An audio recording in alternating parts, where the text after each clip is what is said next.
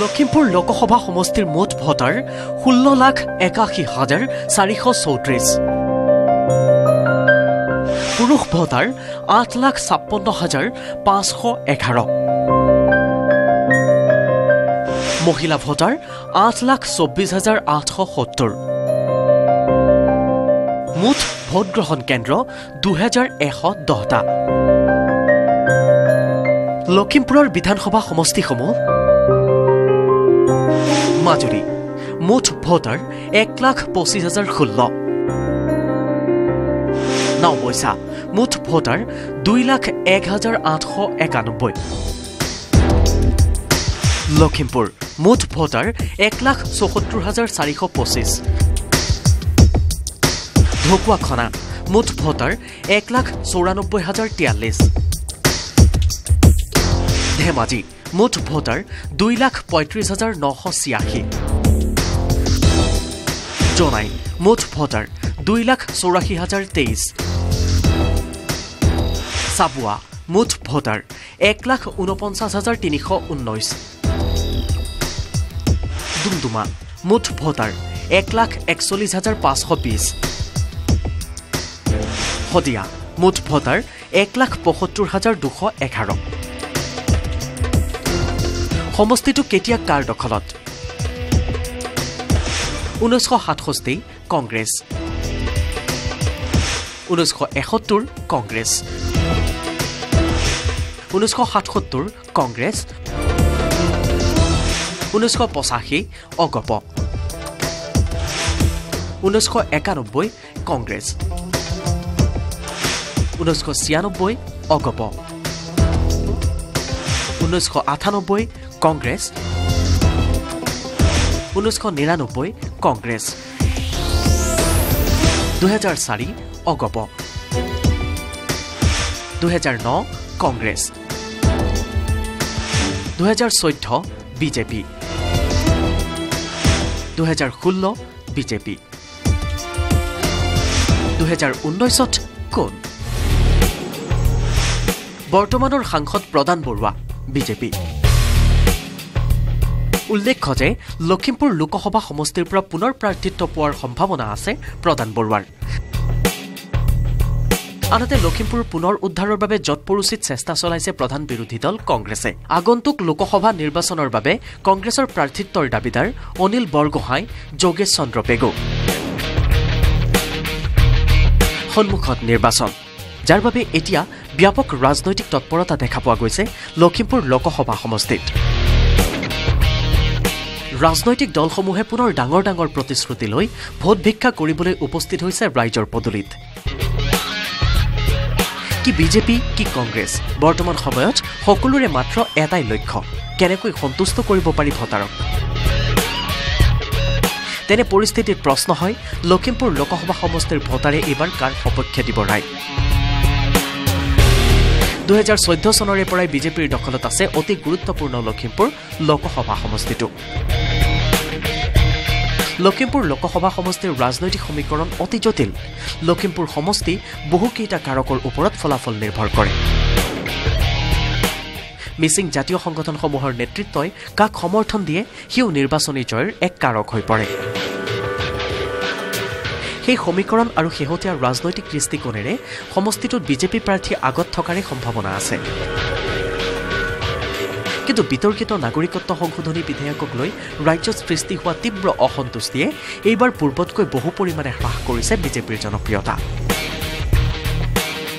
ইয়াৰ উপৰি বৰ্তমানৰ সাংসদ প্ৰদান বৰুৱাৰ কাম কাজক লৈও খুব বেছি সন্তুষ্ট নহয় লখিমপুৰ লোকসভা সমষ্টিৰ ভোটাৰসকল বহু প্ৰতিশ্ৰুতি আজিও প্ৰতিশ্ৰুতি হৈয়ে ৰ'ল প্ৰদান বৰুৱাৰ কাৰ্যকালত লখিমপুৰ লোকসভা সমষ্টিৰ ভিতৰুৱা বহু অঞ্চলে কোনো ধৰণৰ উন্নয়নৰ মুখ নেদেখিলে তেনে পৰিপ্ৰেক্ষিতত আগন্তুক লোকসভা নিৰ্বাচনত কংগ্ৰেছৰ সৈতে বিজেপিৰ যুঁজ খুব এটা সহজ নহ'ব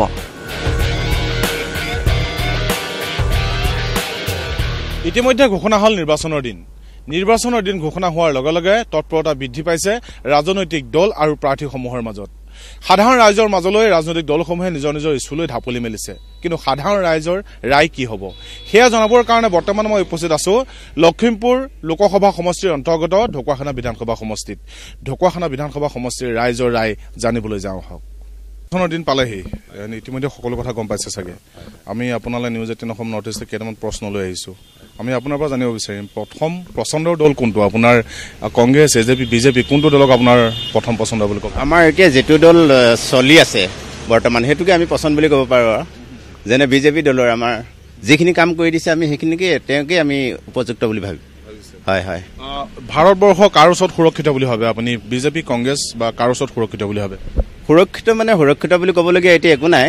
সুৰক্ষিত মানে আমি এইটোৱে ভাবোঁ যে বিজেপি দলটোৱে যদি আমাৰ যিখিনি কাম কৰি আছে বা চলাই আছে, যিখিনি কৰিছে ভালেই কৰিছে। ৰাস্তা পদূলি কিবা কিবি নিৰ্মাণ কৰিছে, আলি পদূলি এইবিলাক দিছে, কিন্তু আমি তেখেতলোককে আমি ছাপোৰ্ট কৰোঁ।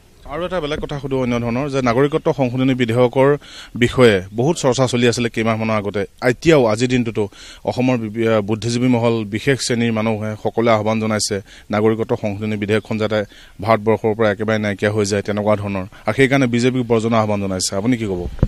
সেইটো সম্ভৱ হ'ব নোৱাৰে বাৰু, এইটো সম্ভৱ কৰিবও নোৱাৰে, কাৰণ চৰকাৰখন হ'ল বুলি যে এইটো নাগৰিকত্ব সেইটো শেষ হ'ব নোৱাৰে। বিধেয়কখন আপুনি সমৰ্থন কৰে নে নকৰে? সমৰ্থনটো আমি কৰিয়ে আছো এতিয়া। বিধেয়কখন সমৰ্থন কৰে? হয়। একবাৰ শেষৰ প্ৰশ্ন আপোনালৈ, বৰ্তমান যিজন আপোনালোকৰ সাংসদ, যিজনে ইতিমধ্যে দায়িত্ব এৰিব, তেওঁক 10ৰ ভিতৰত আপুনি কিমান নম্বৰ দিব পাৰিব? নম্বৰটো এইটো আমাৰ অকল মোৰ মতে ক'লে নহ'বতো, অকলশৰীয়া। আমাৰ এতিয়া বিধায়ক ধৰক নৱদলে ছাৰ, হয় নহয়? সাংসদজনক, এমপিজন বা এতিয়া কোন উঠে?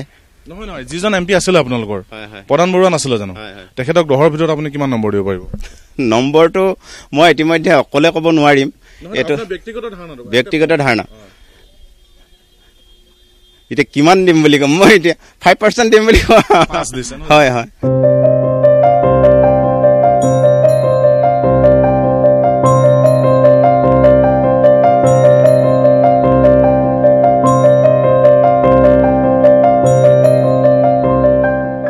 পালেহি নিশ্চয় আপুনি গম পায়। আপোনাৰ প্ৰথম পচন্দৰ দল কোনটো, ৰাজনৈতিক দল কোনটো আপোনাৰ?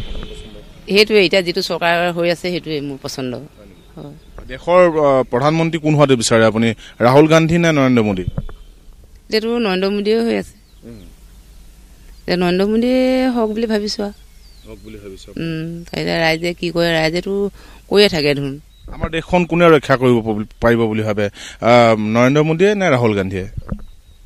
এতিয়া পৰাপক্ষত আমাক এতিয়া মোদী আছে বহুত আঁতৰত হয় নহয় বাৰু। এতিয়া ৰাহুলটোতো আমাৰ হেৰিতে আছে, সেইটোও ভাবো আকৌ। এতিয়া দলে কি কয় আৰু সিদ্ধান্ত ল'ব পৰা নাই, মানুহবোৰ দলা বগৰীৰ নিচিনা হৈ যায় যে, সেইখাতে ল'ব। আচলতে হেৰি আমাক ইয়াত হেৰিটোৱে, এই মাদক দ্ৰব্য নিবাৰণটোৱে মানে খেলি মেলি লগাই দিয়ে মানুহখনক। তাৰমানে খাবলৈ পালে মানে সেইফালে ইফালে বাগৰি দিয়ে, সেইটো কথা। সেইটো কাৰণে আজি এতিয়া আমাৰ এই মিটিং এখন হ'ব এতিয়া এই মাজিগাঁও LP স্কুলত, তালৈ মই এতিয়া যাম বুলি ভাবি আছো। কি আহ্বান জনাব যিবোৰ ৰাজনৈতিক এতিয়া প্ৰাৰ্থী আছে সেইবিলাকক কি বুলি ক'ব? এতিয়া আপোনালোকৰতো বহুত সমস্যা আছে, কিবা ক'ব নেকি আগতীয়াকে? কিবা আমাক এইটো প্ৰথমতে আমাক এইটো গাঁৱৰ মানে আমাৰ সুৰক্ষিতহে লাগে, অসুৰক্ষিত আমাক নালাগে। ক'ত অসুৰক্ষিত হৈ আছে আপোনালোক? হৈ আছে আমাৰ এইটো, আমাৰ একদম প্ৰধান হৈছে আমাৰ মদটোৱে মানে আমাৰ একদম বিশৃংখলা গাঁৱত চলাই থাকে। পঢ়া ল'ৰা ছোৱালী আছে, পঢ়া ল'ৰা ছোৱালীবিলাক ৰাতি যদি মদ খাই পিনি হুলস্থুল কৰে, সিহঁতৰতো বহুত ক্ষতি হৈ যায়। ঠিক আছে, এইবাৰ সেইটোৱে আপোনাৰ এই যিজন আপোনালোকৰ সাংসদ প্ৰধান বৰুৱা, তেখেতক আপুনি ধৰক নম্বৰ দিবলৈ আপোনাক যদি কওঁ, কিমান নম্বৰ দিব পাৰিব? 10ৰ ভিতৰত কিমান নম্বৰ দিব? 10ৰ ভিতৰত মানে এতিয়া যদি আমাৰ মহিলাসকলে যদি এইটো মদটো যদি নিবাৰণ কৰি দিয়ে, তেতিয়া একদম পুৰা পাই যাব। এতিয়ালৈকে নিৰ্মাণ হোৱা নাই? এতিয়ালৈকে নিৰ্মাণ হোৱা নাই। সেইটো ক্ষেত্ৰতে মই এতিয়া ওলাইছো। মই আশা কৰ্মী, আৰু মোৰ এতিয়া আমাৰ আজি এই চিভিল এজো আহিব বুলি কৈছে, মই এতিয়া সেই মিটিঙলৈ মই ওলাইছো। কাক এবাৰ আপোনাৰ প্ৰথম পচন্দৰ দল কোনটো আপোনাৰ? বিজেপি। আমি বিজেপিক বিচাৰো, আৰু বিজেপি চৰকাৰৰ পৰা বহুত আমি সাহায্য পাইছো। কাৰণ কেলে ঘৰ পাইছো, আগতে আমি যেনেকুৱা ঘৰত সোমাই আছিলো, এতিয়া আমি বহুত ওপৰলৈ আগবাঢ়িছো। আমি হৈছো দুখীয়া মানুহ, কাৰণ কেলে চাউলৰ কাৰ্ডটো আমাক হেৰি ভাল দিছে, আৰু হওক বা লেট্ৰিনটো দিছে, আৰু ল'ৰা ছোৱালী পঢ়িবলৈও সুবিধাটো দিছে। আৰু আগতে আমি ল'ৰা ছোৱালীৰ কাৰণে আমি হাজিৰা কৰা মানুহ যে আগতে ল'ৰা ছোৱালীৰ কাৰণে আমি কিতাপ পত্ৰ বা বহি কাপোৰ কানি দিবৰ কাৰণে আমি বহুত হাবাথুৰি খাবলগীয়া হয় ল'ৰা ছোৱালীক সেনেকুৱা ক্ষেত্ৰত আমি পঢ়াব আগবঢ়াই নিব নোৱাৰোঁ টিউচন এটা আমি দিব নোৱাৰোঁ যি কি নহওক এইবাৰ আপুনি দেশখন এইবাৰ প্ৰধানমন্ত্ৰী কোন হোৱাটো বিচাৰে নৰেন্দ্ৰ মোদী নে ৰাহুল গান্ধী কোন প্ৰধানমন্ত্ৰী হ'লে ভাল পাব নৰেন্দ্ৰ মোদী হ'লে আমি ভাল পাওঁ আৰু এটা কথা সুধো যে AGP আৰু বিজেপিৰ মাজত মিত্ৰতা হোৱা কথা চলি আছে হ'লে ভাল হ'ব নে বেয়া হ'ব মিত্ৰতাটো হ'লে ভাল পাওঁ আৰু হয় আৰু এটা কথা সুধো যে নাগৰিকত্ব সংশোধনী বিধেয়ক বিজেপিয়ে আনিব মানে প্ৰণয়ন কৰিব বিচাৰিছে বিধেয়কখন গৃহীত কৰাব বিচাৰিছিলে এইবাৰ সেই ইছ্যুটোৱে নিৰ্বাচনত মানুহক ইছ্যু হৈ পৰিব পাৰে নেকি মানুহক এবাৰ বিধি পথালি দিব নেকি বিজেপি ক্ষেত্ৰত বিধি পথালি দিব নোৱাৰে প্ৰতিটো ক্ষেত্ৰতে য'তে আপুনি যাওঁ মিটিঙে মাতাগে হওক ক'ৰবাত ক্ষেত্ৰত যাওক অকল বিজেপি চৰকাৰৰ বিষয়ে ভাল আলোচনা বুলিয়ে কৰে মানে কাৰণ কি আমি এতিয়া ঢকুৱাখানা সমষ্টি মানুহ নহয় জানো লখিমপুৰ ডিষ্ট্ৰিক্টৰ কাৰণ কি আমি আগতে এইটো ৰাস্তাত আমি যেনেকৈ কষ্টকে যাওঁ আমাৰ তাৰমানে স্কুললৈ আমাৰ ল'ৰা ছোৱালী চাইকেল বা খোজকাঢ়ি যাবলৈ অসুবিধা গাড়ীৰ পৰা যায় বা চাইকেলখন নিলে 2-3 দিনৰ পাছতে আমাৰ চাইকেল ফুটিয়ে থাকে সেইকাৰণে এতিয়া যেতিয়া ঢকুৱাখানাৰ নৱদলে ছাৰ জিকিলে তেতিয়াৰ পৰা আমাৰ ৰাস্তা পদূলি বা আমি য'ত ত'ত যাবলৈ কৰিবলৈ আমাৰ একো সমস্যা নাই মুঠৰ ওপৰত আপোনালোকক উন্নয়ন লাগে নহয় জানো যি উন্নয়ন কৰিব পাৰে তাকে আমাক দুখীয়া মানুহক যোনে ভালকে কৰে লালন পালন কৰে বুলি ক'ব লাগিব আৰু আমি তাকে ভোট দিব বিচাৰো একেবাৰে শেষৰ প্ৰশ্ন আপোনালৈ যে বৰ্তমান যিজন সাংসদ MP জন প্ৰধান বৰুৱা 10ৰ ভিতৰত আপুনি কিমান নম্বৰ দিব পাৰিব তেখেতক 10ৰ ভিতৰতো তেওঁক নম্বৰ দিব বিচাৰো তেওঁলোকে যিখিনি ভাল কাম কৰিছে নম্বৰটো 20 মানে দিব পাৰো ন 10 হে আছে আপোনাৰ হাতত ভিতৰত ন 10ৰ ভিতৰতো 9 পাবই লাগে একে কমিছে ন হয় 9 পাবই লাগে মানে কাৰণ কেলে তেওঁলোকে আগৰ কংগ্ৰেছৰ চৰকাৰৰ দিনত যিখিনি সমস্যা হৈছিলে কিন্তু এতিয়া বিজেপি চৰকাৰৰ দিনত বহুত ভাল সমস্যা হৈছে মই সঁচাকে অন্তৰৰ পৰা কৈছো মানে ভাল সমস্যা হ'লে বুলি ক'লে সমস্যা সমাধান হ'ল নে সমস্যা মানে সমাধান সেইটো ভুল দে সৰি বুলি কৈছো মই এটা কথা জানিব বিচাৰিম আপোনাৰ পৰা আপোনাৰ প্ৰথম পছন্দৰ দল কোনটো আপুনি কোনটো দলৰ নাম ল'ব বিচাৰিব প্ৰথমে বিজেপিৰে ল'ব দেশৰ পৰৱৰ্তী প্ৰধানমন্ত্ৰী কোন হোৱাটো বিচাৰে নৰেন্দ্ৰ মোদী নে ৰাহুল গান্ধী নৰেন্দ্ৰ মোদী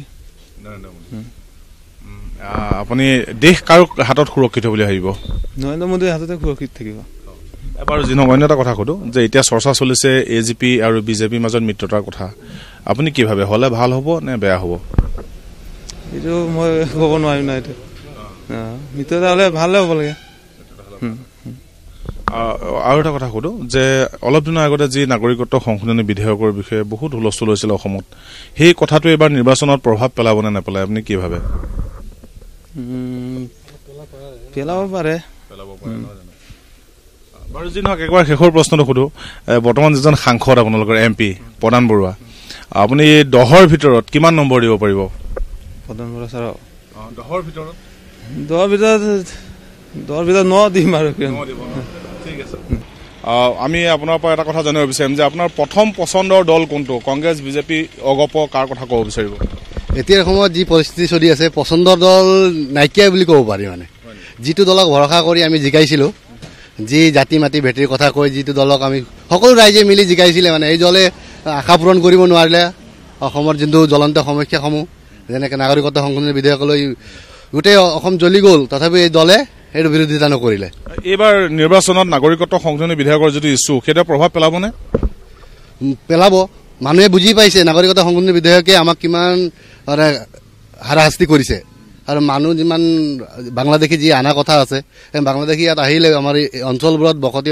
যিমান আছে বেছি হৈ যাব হ্ৰাস পাই যাব তাৰ ধৰক আমাৰ চাকৰি বাকৰিৰ কথাও আছে স্থানীয় ৰাইজৰ সমস্যাৰ কথা আছে এবাৰ এইটো নাগৰিকত্ব সংশোধনী বিধেয়ক ইছ্যুৱে প্ৰভাৱ পেলাব বুলি মই আশা কৰোঁ হয় আপুনি কি ভাবে যে কাৰ হাতত দেশখন সুৰক্ষিত কংগ্ৰেছ বিজেপি কাৰ হাতত সুৰক্ষিত বুলি ভাবে এতিয়াৰ সময়ত দেশ সুৰক্ষিত ক'বলৈ গ'লে কোনো এটা দলৰ হাততে সুৰক্ষিত নাই বুলি ভাবোঁ কিন্তু নতুন প্ৰজন্মই যিটো বিবেচনা কৰি যোনটো ভোট দিব তাৰ ওপৰতে থাকিব নিৰ্ভৰ কৰিব আৰু কোনোবা এটা দলক পৰৱৰ্তী প্ৰধানমন্ত্ৰী আপুনি কাক বিচাৰে এনেই দুজনৰ নাম চৰ্চা হৈ আছে ক'ব পৰা অৱস্থাত আছে নেকি নৰেন্দ্ৰ মোদী বা ৰাহুল গান্ধী কাৰ নাম ক'ব বিচাৰিব এতিয়া মই ক'ব পৰা অৱস্থাত নাই যি দেখিছোঁ নিৰ্বাচনী শেষতে গম পাম ফলাফল ৰাইজে কি হয় একবাৰ শেষৰ প্ৰশ্ন সুধো বৰ্তমান আপোনালোকৰ যিজন MP তেখেতক 10ৰ ভিতৰত কিমান নম্বৰ দিব পাৰিব আমি 10ৰ ভিতৰত মই 5 দিম গোৰ্খা জনগোষ্ঠী হিচাপে আমি গোৰ্খা জনগোষ্ঠীয়ে যি পাব লাগে মই গোৰ্খা জনগোষ্ঠীৰ যি মই এখন নেতা হোৱাৰ বাবে